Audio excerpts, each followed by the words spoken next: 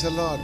1 பேதுரு 5ஆம் அதிகாரம் 7ஆம் வசனம் சொல்லுகிறது, அவர் உங்களை விசாரிக்கிறபடியினால் உங்கள் கவலைகள் எல்லாம் அவர் மேல் வைத்து விடுங்கள்.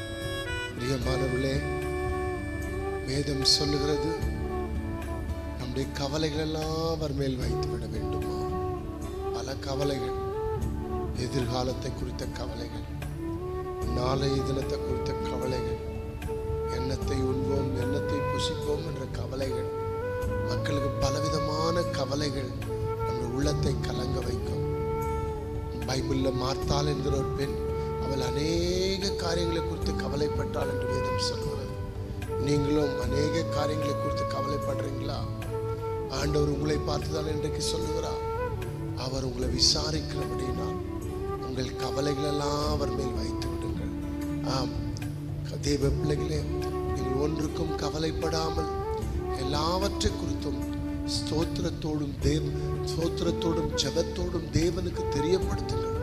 அப்பொழுது உங்கள் புத்திக்கு மேலான ஒரு சமாதானம் வரும். ஆம், கவலைகளை நீங்கள் சுமக்காதிருங்கள், அந்த கவலைகளை அவர் மேல் வைத்து விடுங்கள். நம் ஆண்டவருக்கு ஒரு பெயர், சகல ஆறுதலின் தேவன்.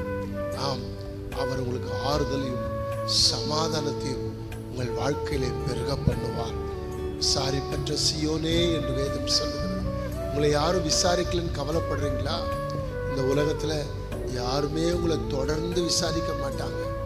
ஆனால் நம்மை தொடர்ந்து விசாரிக்கிறவர் ஆண்டவர் ஒருவரே. தேவ பிள்ளைகளை கர்த்தர் ஒருவரே விசாரிப்பார்.